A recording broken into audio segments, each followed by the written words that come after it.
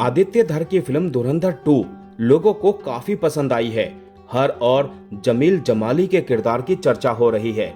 इसे legendary actor Rakesh Bedi ने बेहद ही खूबसूरती के साथ निभाया है। लेकिन क्या आप जानते हैं रियल लाइफ में जमील जमाली कौन है? धुरंधर 2 की बॉक्स ऑफिस पर ऐसी बादशाहत चमकी कि हर कोई इसी फिल्म की बात कर रहा है। इसके ज्यादातर किरदार रियल शख्सियतों से प्रेरित हैं। मेकर्स ने रियल किरदारों को हूबहू रियल कैरेक्टर्स जैसा लुक दिया है। राकेश बेदी ने फिल्म में जमील जमाली के रोल में लाइमलाइट लूटी। फिल्म रिलीज के बाद से हर कोई यही तलाश कर रहा है कि रियल जमील जमाली आखिर है कौन। धुरंधर पार्ट 1 की रिलीज के बाद पाकिस्तानी नेता नबील गबोल ने सामने आकर सस्पेंस खत्म किया। उन्होंने कई इंटरव्यूज में दावा किया कि जमील जमाली का रोल उनसे प्रेरित है।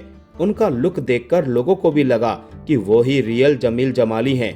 मगर धुरंधर 2 आने के बाद जिस तरह नबील ने अपने रोल से पल्ला झाड़ा है वो हैरानी भरा है। इस बीच इंटरनेट पर एक नए शख्स का नाम सामने आया है जिसे रियल जमील जमाली कहा जा रहा है। ये नाम है पाकिस्तान के निर्वासित नेता अल्ताफ हुसैन का।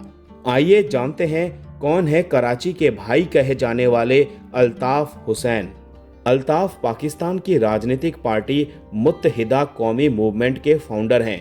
वो भारत पाक के बंटवारे के बाद पाकिस्तान में बस गए थे। उनका जन्म 1953 में हुआ था और उनका परिवार यूपी से था, जो कि विभाजन के बाद पाकिस्तान चला गया था।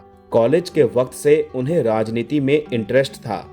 अल्ताफ मुहाजिरों के अस्तित्व को बचाने के लिए हमेशा से अपनी आवाज उठाते रहे।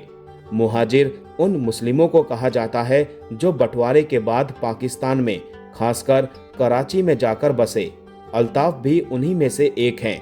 मुहाजिरों के लिए आवाज को बुलंद करने के लिए अल्ताफ ने 1984 में MQM पार्टी बनाई। उनकी पार्टी को कराची के लोगों का जबरदस्त समर्थन मिला। दशकों तक कराची पर अल्ताफ की पार्टी का दबदबा रहा।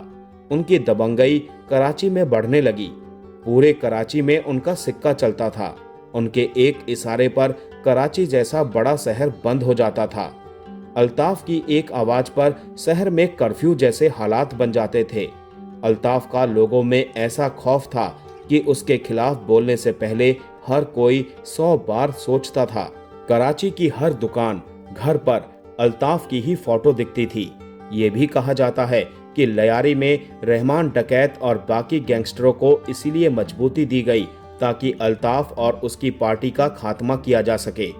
अल्ताफ हुसैन के खिलाफ हत्या के दर्जनों केस दर्ज हुए।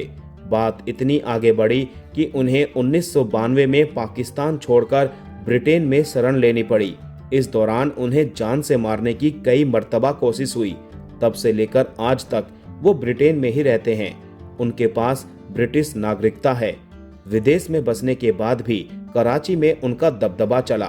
फिर 2014 में ऐसा दौर आया जब अल्ताफ का रुतबा कराची में कम होने लगा।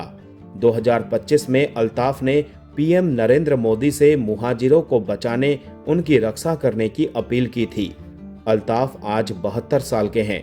इंटरनेट पर अल्ताफ का लुक देखकर लोगों को उनमें और राकेश बेदी में सिमिलैरिटी नजर आ रही है।